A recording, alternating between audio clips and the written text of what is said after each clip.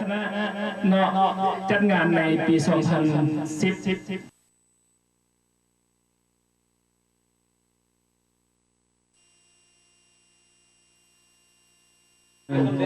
หับใส่พ่อแม่พี่น้องแล้วก็ทักทามกับพ่อแม่พี่น้องหลายคนก็ได้ร่วมมาเฉลิมฉลองตอนรับปีใหม่ปี2010ในปีนี้เนาะทางเฮาคณะกรรมการก็บ่มีหยังสิอ่านรายละเอียดเพื่อให้พ่อแม่พี่น้องได้เข้าใจว่าเก็บเงินได้ส่ำใดแล้วก็จ่ายได้ส่ำใดเหลือส่ำใดเขาสิม้วนไปพอส่ำใดเนาะเพราะว่าสิอ่านให้ฟังเป็นตัวไปจำนวนเงินที่ได้ฮับทั้งหมดใน15คือเขามีอยู่$280นะกับครอบครัวที่สาววันเขาบอกกันเนาะในนอกแล้วก็อาหารเขาได้เห็นพลังของใครของมันนั้นเขาเป็นชั้นแล้วลายไซแต่ละจ่ายแต่ละอันทั้งซีบีดังตัวไปนี้คือซื้อเหล้าเทียทีหนึ่ง3 แก้วราคากวดละ$30รวมทั้งหมดมีอยู่$100ไปซื้อสวิตนอได้3 ขวดแล้ววันนี้เสื้อที่2ไปซื้ออีก2 ขวดละ$32แล้ว$32กับ98 เซนต์เนาะแล้วก็เราไหว้อีกเราคูลเลอร์อีก3 แพ็ค2 แพ็คละ$4.98แล้วก็เราแซมเพียนอีก3 แก้วละ$4.48รวมกันทั้งหมด$197กับ$91ซื้อเบียร์2 เคส$48ซื้อน้ำดื่มอีก2 เคสละมี2 เคสมี40 แก้ว48 แก้วอยู่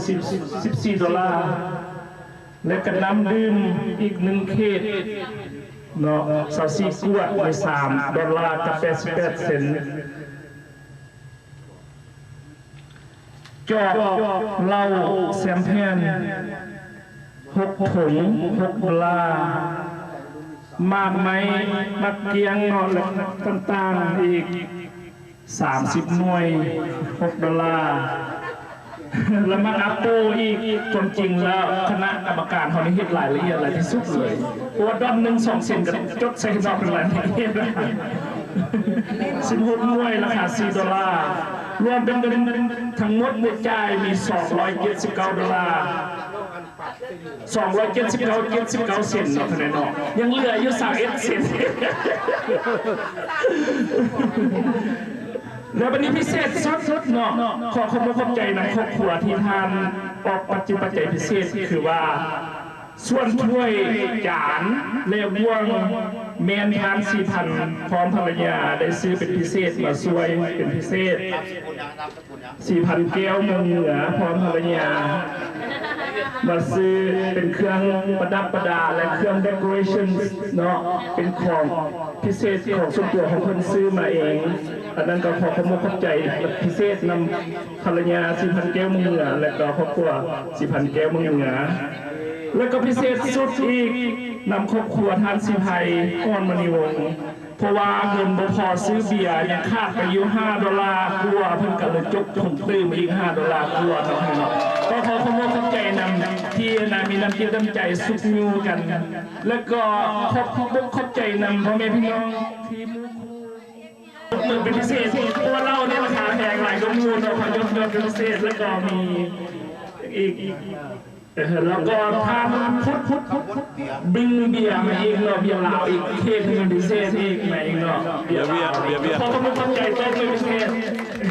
แล้วก็ขอแสดงน้ำจิตน้ำใจที่ไอ้และน้องคนลาวเรายังหักเพลงกันอยู่ยังห่วงจิตน้ำใจสนับสนุนเนาะทุกปีขอให้เห็นหน้าแบบมีห่วงกันทุกปีเนาะคุณเนาะขอมุกคนใจหลายว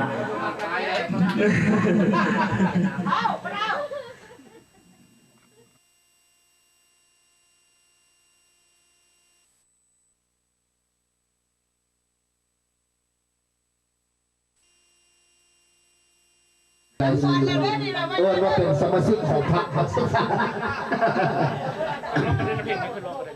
เพลงนี้วะ มื้อนี้เป็นท่านโดมเป็นประธานสมาชิกของพรรคนี่แหละว่าสิครับจะเป็นพรรคอย่างก็สุดแล้วเดี๋ยวจะเลือกเอาเองท่านโดมจะให้ซื้อเอาเองและอีกส่วนท่านจะมาหัวมาพวกเราเดียวท่านใหญ่ที่สุดคนนั้นท่านนั้นก็สู้กันไสยพรแล้วก็ไม้แดงประธานบัตรเราเลือกสนับสนุนซีมอนและก็คณะกรรมการคือมาสิ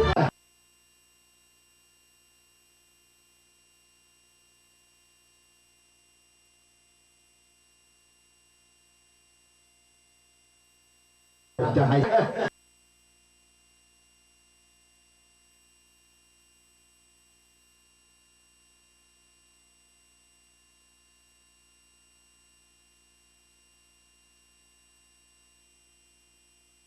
จะให้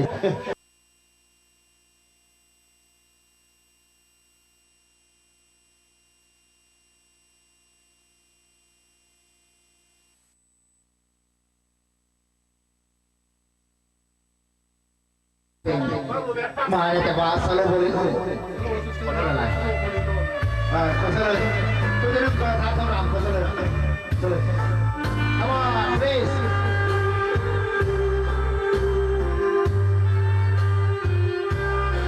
เสลยเสลยเสลยทางลงจงใจเป็นคนใจคนเดียวของข้า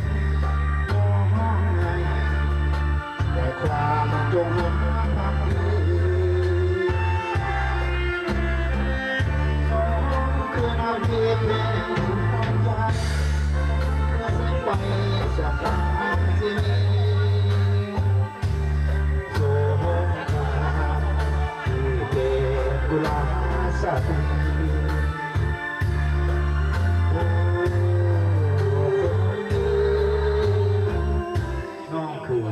ยอมใจคนจน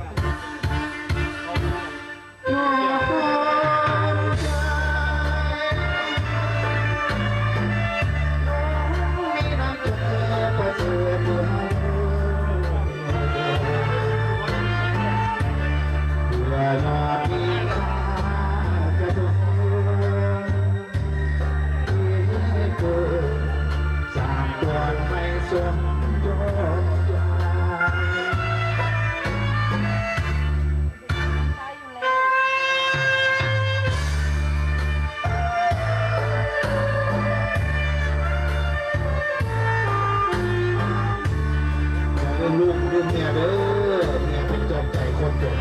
คุณอยากสบายเมียก็อดทนเราจะหายใจถึงสบายเขาก็อดทนอยู่ในร่วมกัน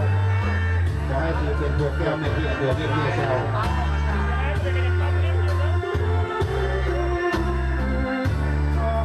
ขนมยืดแพงดวงใจคือแสงไฟส่องกลางสิ่ง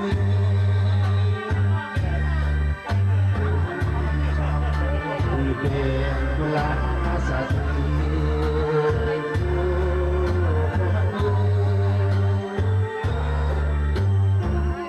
น้องคือยอมใจคนจน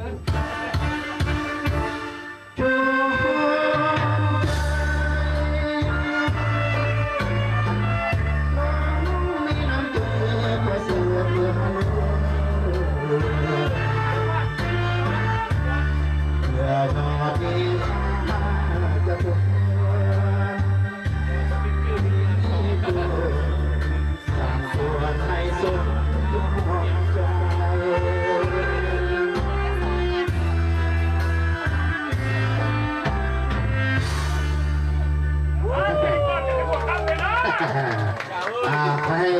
พวกเจ้าจากปา ลูกป้าเมียต้องขึ้นว่าเพลงออนตาลองในคำเกินมณีเพื่ออย่างเดียวนี่ yes ให้ขึ้นกระทับ ให้ขึ้นที่หัวเศร้า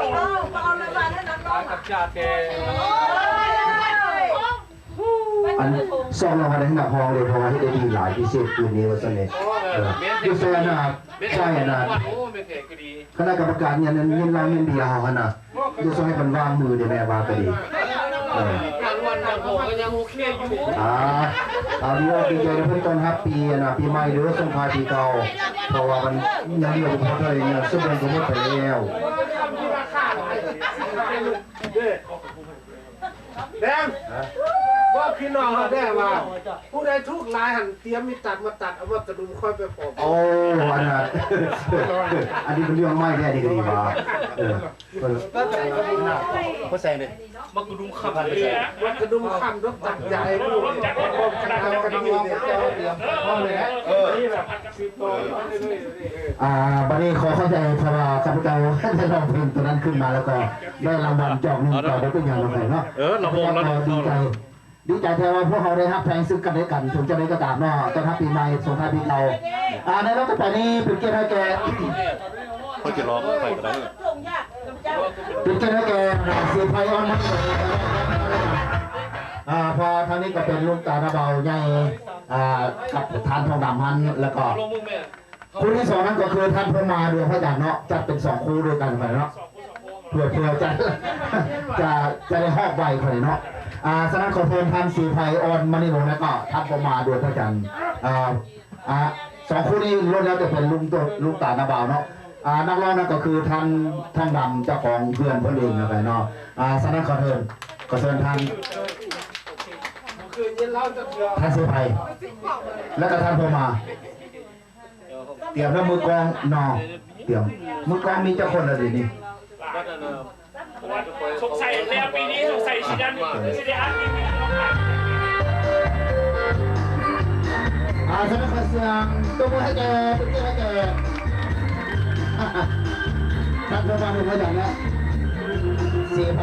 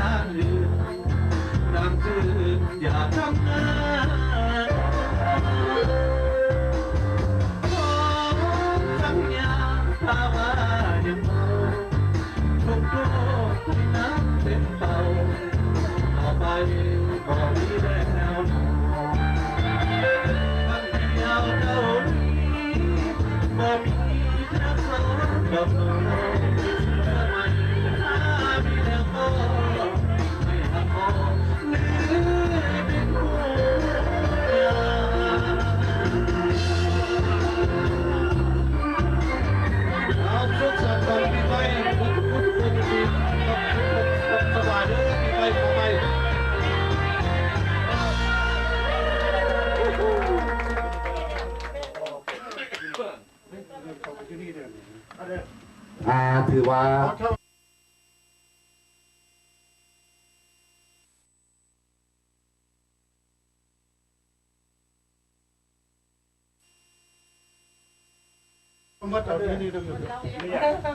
เสียงอะไรแบบนี้แล้วก็ไปที่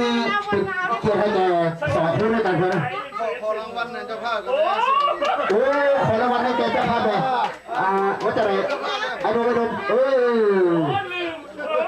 เสียงดีขนาดละเจ้าภาพเขาไม่ไอ้เนี่ยเจ้าไม่ดิเสียงดีใจลายด้วยเขาเสียงให้แกเจ้าภาพแล้วนะปานครูนี่นะค่อยเป็นเจ้าภาพก้นมู่ไหนมาตบอเมริกาเนี่ยถือว่าแน่นเลยไม่เลย โอเคได้หนิได้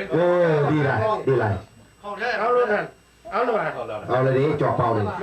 ในรอบต่อไปนี่ติดเกมให้แก2 คู่เลยเนาะคือถ้าโดนพุ่งมาแล้วก็ท่านใส่จอยไปใส่อะไรก่อนอยู่นี่2 คู่นะ2 คู่นักร้องเตรียมเลยทางคณะดนตรีเขาบอกให้ขาดเลยกระซักกระซิบกันดูบอกให้ขาดนักร้องผู้ใดผู้ใดก็ขอบใจขอบใจนะในรอบต่อไปนี่ติดเกมให้แกท่านโดนธรรมดาผู้อาวุโสแล้วก็ท่านแสงจอยประธานสมาคมลาลูกของพวกเราได้มารวมนำพวกเราในบริข้าพเจ้าดีใจหลายเนาะเพราะว่าคุณเซ็กซี่นี่โอ้มักหลายข้าพเจ้าเลยสารคดีทำแสงจอยและพร้อมภรรยาและก็ท่านดุจพรหมธาพร้อมภรรยานักร้องแม่นผู้ใดเนาะ4,000แกมึงเลยแกมึงเป็นอย่างเราเอามารถนะพวงมาลัยครับนักร้องมีนะพวงมาลัยนี่จะเข้าใจพวงมาลัยกันแล้วเอาไปวิวถ้าดมเปลี่ยนผู้ให้เงี้ยสารเราน่ะเห็นวะบ่ให้เสียเวลาเลยDon't waste time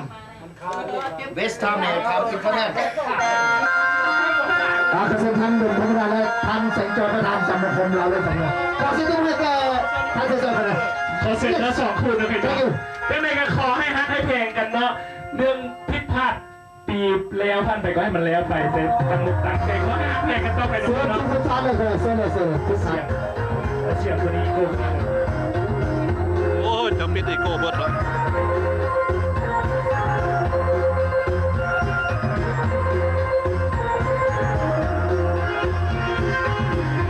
วันหาคนที่ทุกวันเพลงหัวใจสดคิดถึงสาวท่าคิดถึงตาคนเลี้ยจากกันก่อนเคยผูกพันร่วมกันครั้งหนึ่งผ่านมาเอาไปในงานกุศลนมัสการพระธาตุ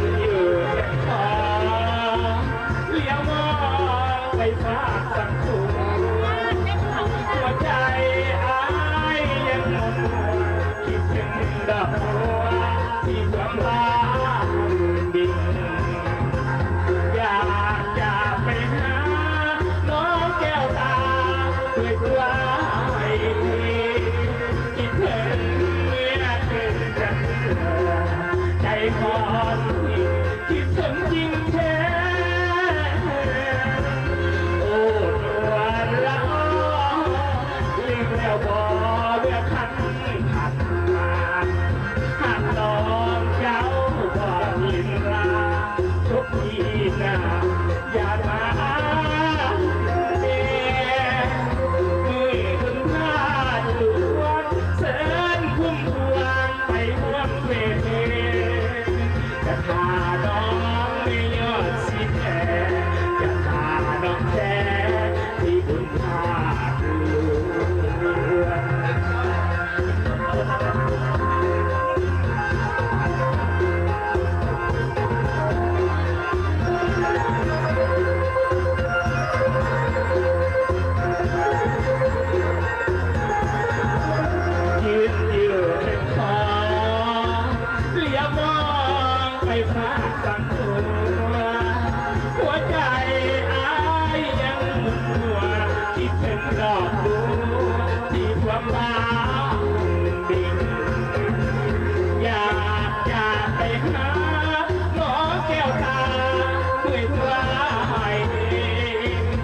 ดถึง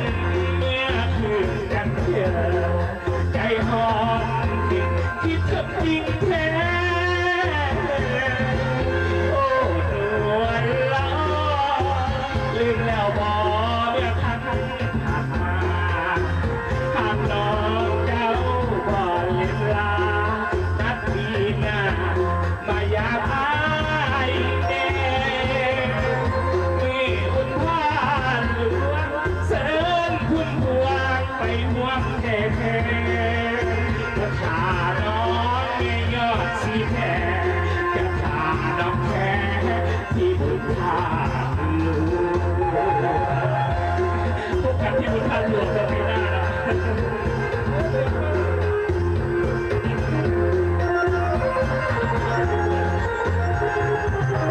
ให้ปีนี้เย็นนะเพื่อนเนาะสุขดีปีใหม่ขอให้มีความสุขแก่ทุกท่านนะเพื่อนเนาะ นิ้วเยี่ยนึง โอ้ ยังได้ โห ใส่หมก ในเราต้องมาดีขอเสนอนักร้องมาก่อนนะ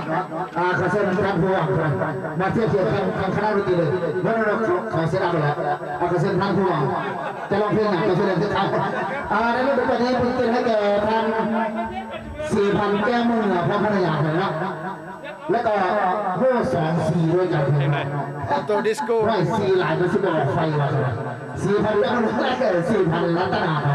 ก็เขาสนุกเขาจะต้องว่า2-4คนนะ4ไป4มาสู้แล้ว2-4แล้วนั่นก็คือพระเอกของเราคือท่านผู้ว่าเลยนะสักเขาชมทำ4,000แก้มหมดเลยแล้ว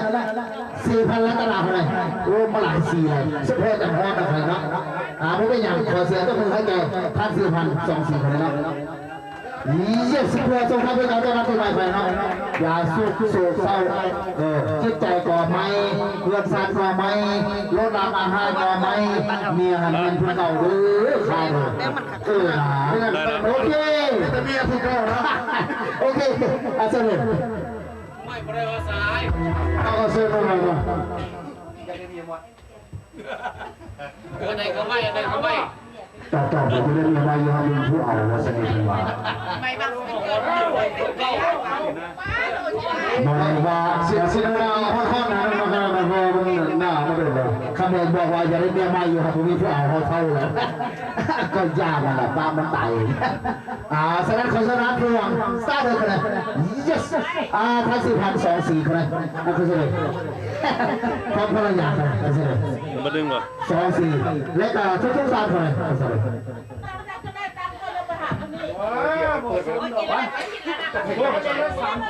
รอบเปิดรถ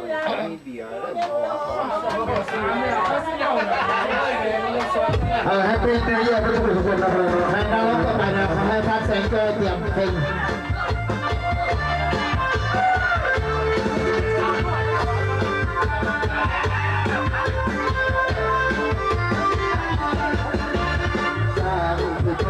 ไม่รักโอ้ยจ้างกับก็ไม่จ้องไม่จ้างมันบนกองกองถึงทุกช่วงหัวน้องพี่ก็ไม่สนใจที่ได้รับปริญญาสำเร็จวิชาการสติรถไฟเพราะสัญญาดีมันแรงขึ้นชนมาชนไปคงไม่ชนกันจ้างพี่ก็ไม่รักโอ้ยจ้างแล้วพี่ก็ไม่บ้าที่ทุกเวลาคิดราคาที่ก็ไม่ไฟฝันรถที่ก็เป็นรถไฟดึงชนกันตายวันที่ไม่ทันเพราะรถไฟหลายสุดท้ายชนมันบางกันวุ่นวายรักและพี่ก็ไม่รักหลงและพี่ก็ไม่หลงจะพี่พระองค์ตัวน้องจะเป็นมาเพราะมันรวยกับพวกรถไฟที่เขาชนกันตายเพราะความสวยของเจ้าชายจังและพี่ก็ไม่รักโอ้ยจังและพี่ก็ไม่เท่าตัวเกินหักลงยาวๆที่เราเป็นเขาฉันไม่สิ้นชีวาจะงามเหนือใครพี่ก็หักใจไม่ขอเจอหน้าเพราะความสวยของเราเธอที่คล้ายตัวยาสลับผู้ชายทั้งหมด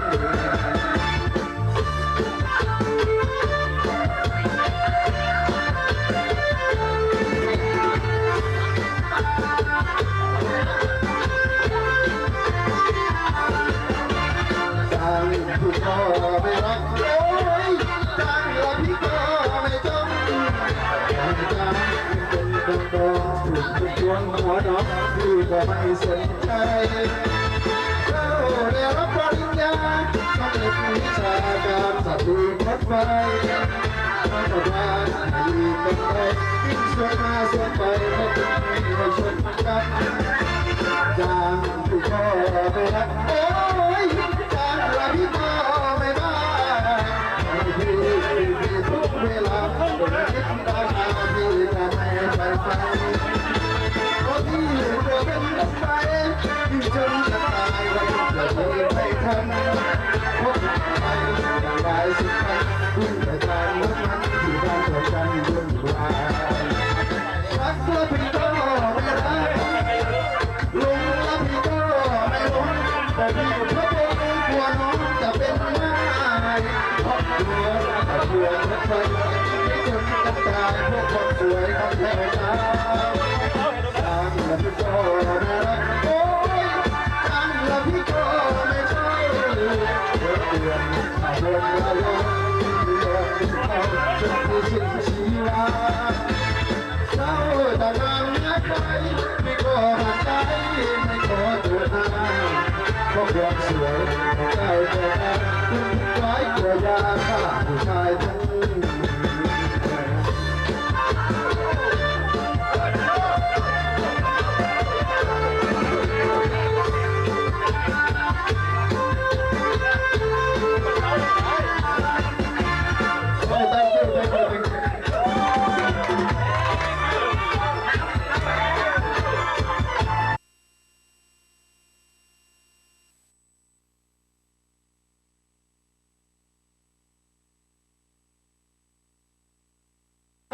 พลังขอเสียงปรบมือให้แกครั้งหนึ่งเลย yes เกิดจาก ท่านกรรมการเขาว่าเสนอ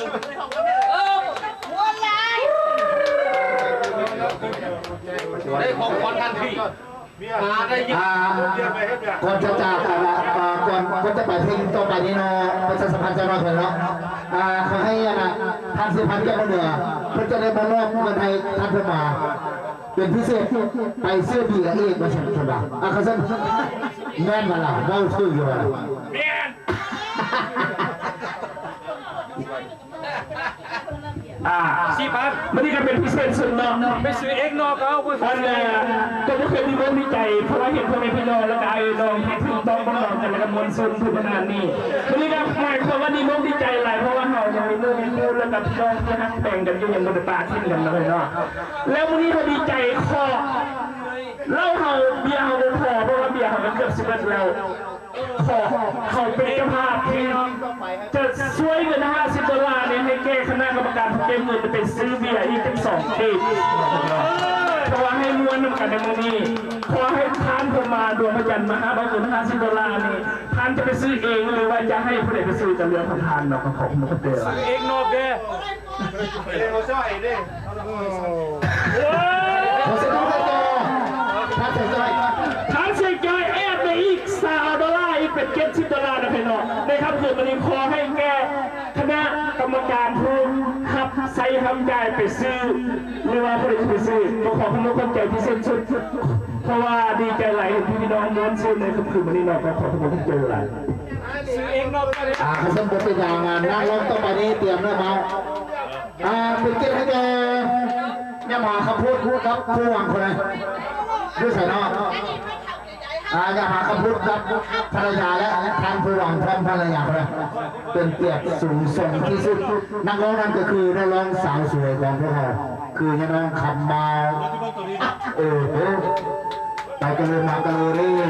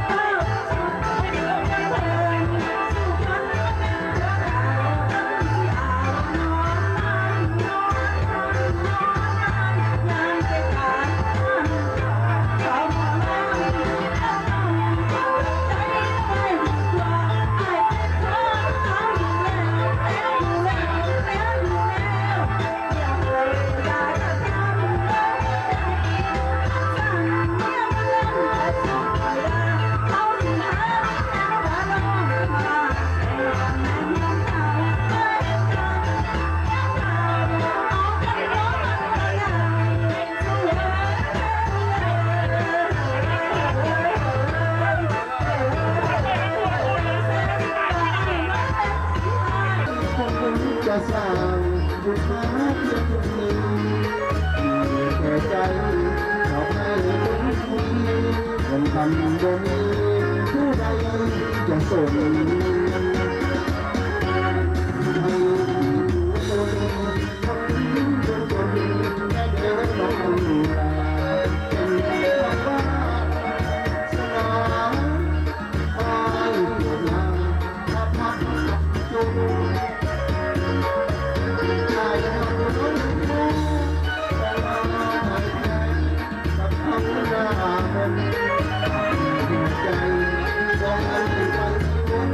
ช่วยเอาตาลงเลื่อนลอยลงลายฝากชีวิตไว้แล้วทุกคนยังไงไม่ได้ให้เดียวก็คือที่มา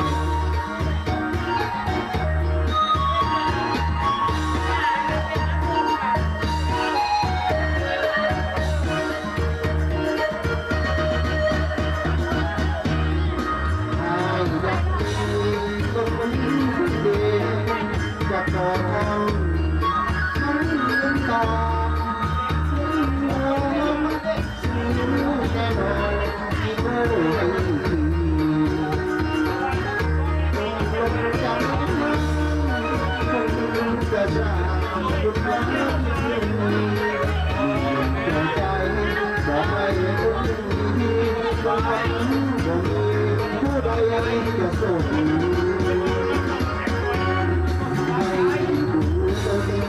คนจนจนและเดินบนลาเป็นมาสนามตายปวดใจพักเอาเพียงหายใจให้ยามนหัวใจสองคนใจวนให้น้ำตาหล่นมันอ่านลงลา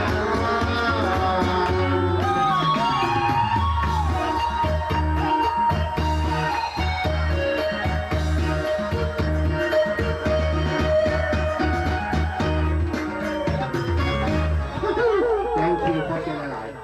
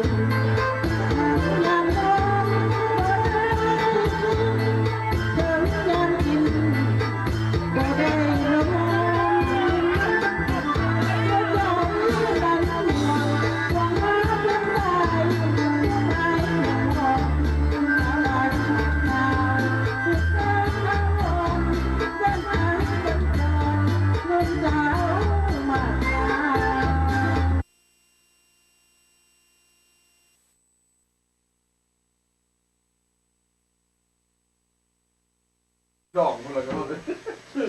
เอามันสบายดึงตั้งออกไปนั่งไหม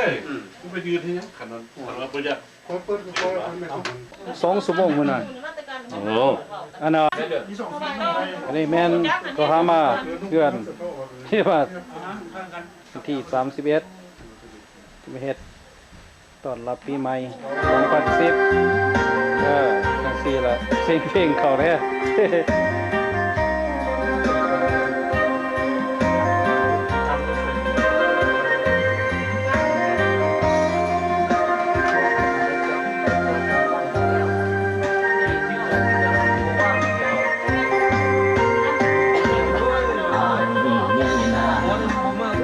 บ่าวเวียง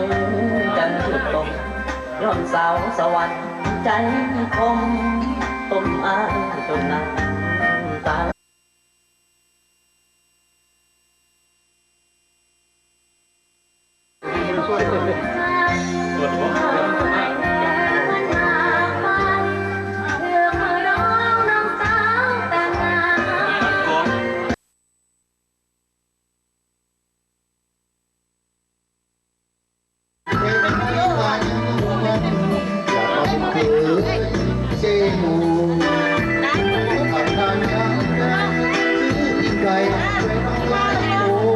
หัวใจตัวเซโนแต่มันซื้อปิงไก่เซโนแม่งเจ้า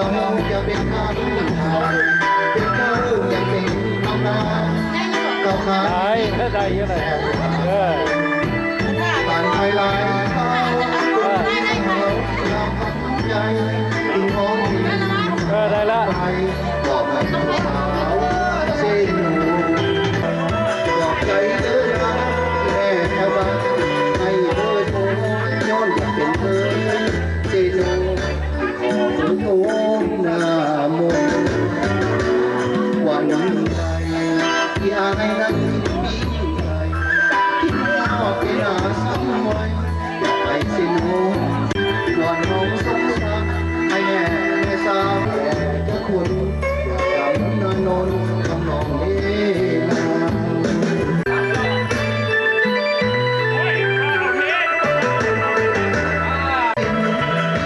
ไกลบ่ได้ไปเซโนบอกใจเดินหน้ามนวันใดที่อายนั้นกินปิ้งไก่คิดว่าเป็นอาสาไว้อยากไปเซโนเหลือลงก่อนน้องสงสารไอ้แน่แม่สาวหน้าโนนเมตตาไอ้แด่จะคนพี่จบไปอันแต่เป็นเพลงนะฮะของตาของขอต้องรับปีใหม่ให้เมื่อสุขสุขคนมีแต่ความสุขความเจริญ เวลาเขาเรียนเปิด ไอ้สิแพน เดี๋ยวว่า12 โมงแล้วตอนนี้บอก มันเลยเอารีเวิร์สลงตอนนี้มันรีเวิร์สหลายคนเอาอีกคนชอบเราเล่น2-3ก็สวยเราเล่น2-3แต่เพลงเซ็นร้องรู้ครับเราเล่น2เราเล่น2ไปดูเยอะ อ้าวไม่ได้หนักโคตรแต่มาปฏิวัติแป๊บมันจะ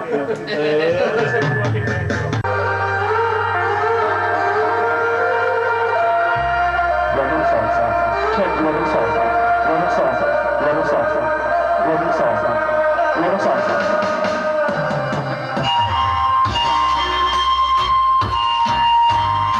เช็คเราเล่น2-3เราเล่น2-3ปากคออยู่เพียงน้อยสอง หอบอมหอยแสบซอยสุดสันดอกน้ำแข็งกระมันสายตาส่งยิ้มให้กันวันนั้นมีความสุขล้นเก็บฝันสมองทุกที่รออยู่รอตักว่าเมื่อโลกฝนตกลงก่อนบอกไม่นะจากฝนที่หัวใจมองแยงก็ไม่เคยเอิ้นใส่มาเยอะคิดถึงจะได้ยินเสียงฟ้าหายคิดถึงน้องลายเลี้ยงควายเก็บน้องคิดมอยังได้ไปไหนทางโน้นอาตาบุญดาจากบ้านคือป่าสิงขอน้องไปที่นั่งมองอย่าทะเลาะบ้านเกิดของตนมาเป็นที่แต่ดีพันทักกันที่ทอดที่บ้านฉันให้ตนเป็นคน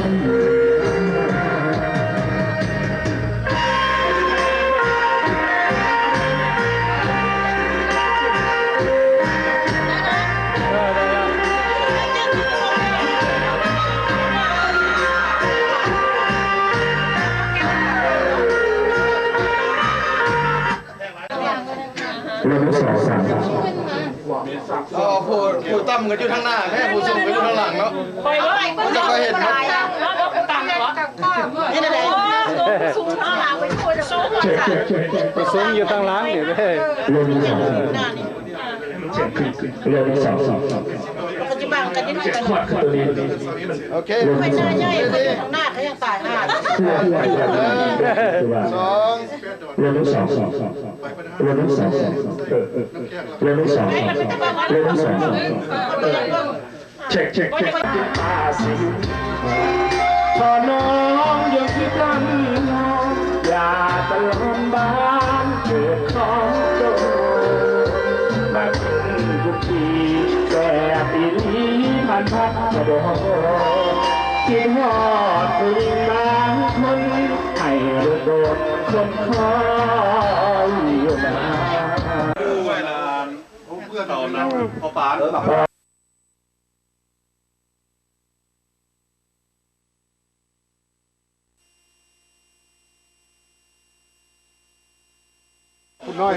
แม่กินแล้วเขาก็มาโอ้นั่นเนี่ยผมเป็นเราพูดแบบไม่เป็นดาวนั่นเป็นดาว ขอให้ทุกคนนะครับมีความสุขความเจริญเราแดงภาษาเราแดงเดินน้ำ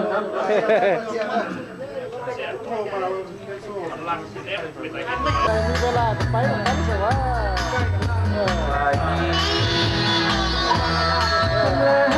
ไรพาใจเบิกบ้านกินลำนากิโลนั้นต้องเก็บมันอยู่ในรถคอยทั้งทางที่กระห้อมผู้คนเที่ยวทอง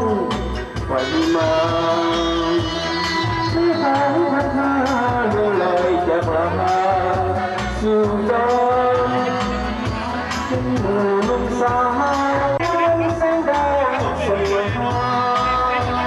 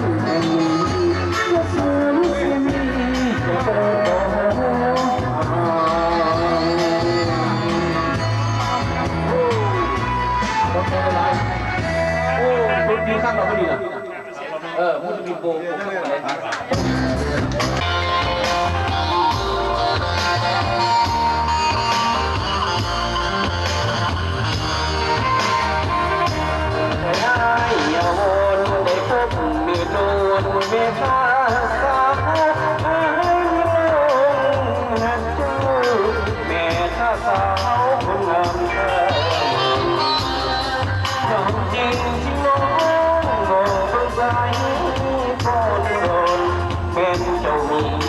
เข้าสองที่มองโอ้ไปบ้านของชวนเอายิ้มวันชวนหัวใจเอาไว้บอกใครที่กับเมนูหัวใจโอ้โหโอ้โหนอนตายไม่แห้งเดินนานโอ้ลงมาเดินมาจะมาตลอดสิว่าจะไม่อยู่เพียงนางสวยจะโตเป็นลูกมีร้องร้องด้วยใจเธอรักใจบ่น้องยังไงไอ้คนชนต้องแย่งกันจะบอกมามีหันยามหายจะเห็นเขามีตาอยากมีออกมาจะต้องคงรักบนโลกจะสร้างมันให้โลกมาทำมาทำให้ต้องอย่าหลอกลวงให้ลงแม่ตาตาตกสาวก็หมด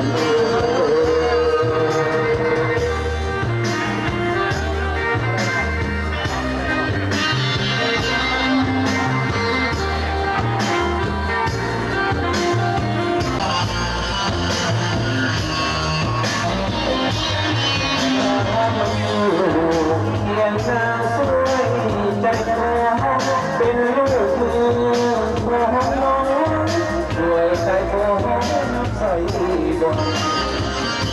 ก็น้องยังไงไอ้คนโตแก่จันจะบอกให้หันยามหน้าหายนั้นจะเป็นข้าเจ้ามีตา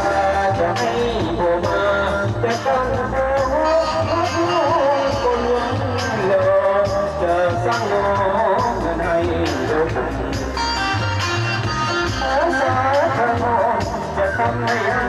ไม่ต้องหลบหลบจะหลอกจะลวงให้ลงแม่ตาตาสาวกับเธอ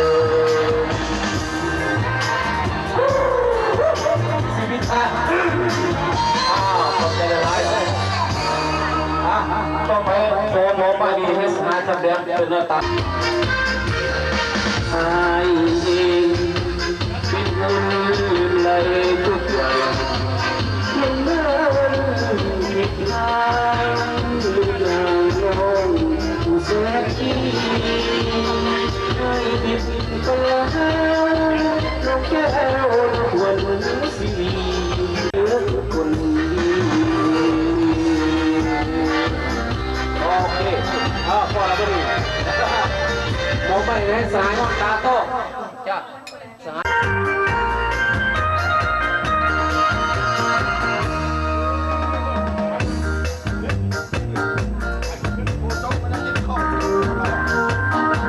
ต้องสื่อส่งเสียงบ้านหอมจึงเ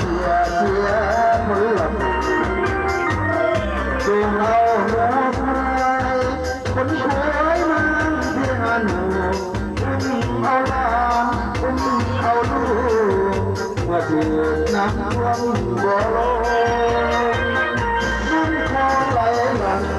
แม่แต่แท้นั้นแย่เอาหลังน้ำตาเลี้ยวลงลงมาน้ำเพียงจนข้าแค่สามมองที่ทำให้น้ำท่วมจนมันเปียก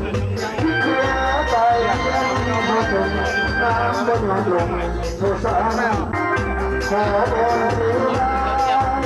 น้ำต้องช่วยปกป้องปีหน้าอย่าให้น้ำนองอย่าให้น้ำของไหลลง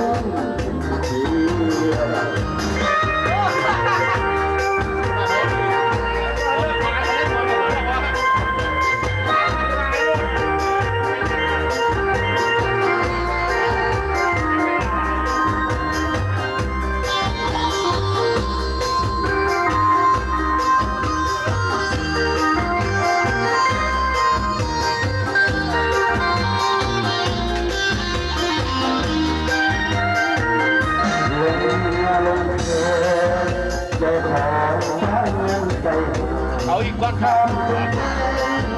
ปายาจนทางบันสา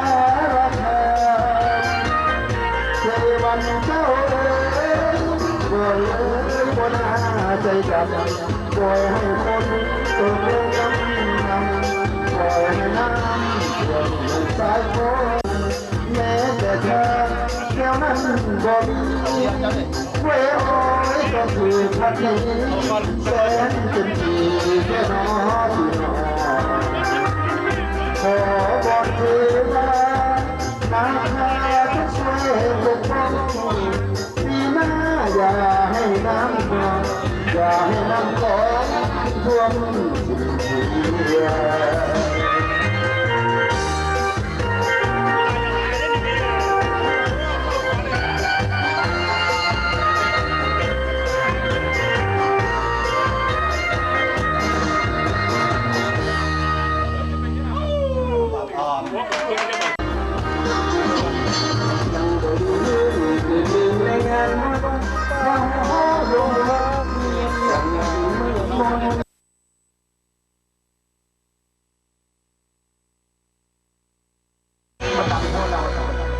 ให้ผู้หญิงออกเสียงในจังหวัดเดียวมาสำหรับปีใหม่ฟ้าใหม่น้ำกันเมื่อสุขนมาสำหรับ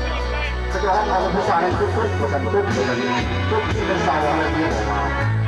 เอาพี่บอกว่าคือเพียงใจอะไรแม่เอาเพลงผู้หญิงใช่ไหม พระเจ้าสมบูรณ์สถาปนิกมีทุกสิ่งสมบูรณ์ดังแดนสวรรค์ผู้ใดเป็นเงินที่เงินสมบูรณ์สุขสันต์มีโกรธสันเฝ้าฝันอยากอยู่เฉยทำดีปองปากกระป๋องคนไทยทุกสาก่อนนี้สมคัญคือค่าข้าวมีย่อมมีตนบ้านตาสลายมีงานไปถึงแม่มนบางคนเคยสุขนั้นไปปนกับคนแพ้เสพนคงมีกับวันยังสร้างสรรค์เวลากับเพื่อนถ้าจำใจมีให้ดวงใจผมคงยังว่าจอมมาสู่ตัวขอให้ทุกท่านมีความสุขความเจริญส่งท้ายปีเก่าต้อนรับปีใหม่ดอกคุณจะออกไปส่งชุดเข้ามาให้ตั้งใจใหม่ๆเนาะเอาไปสิ่ง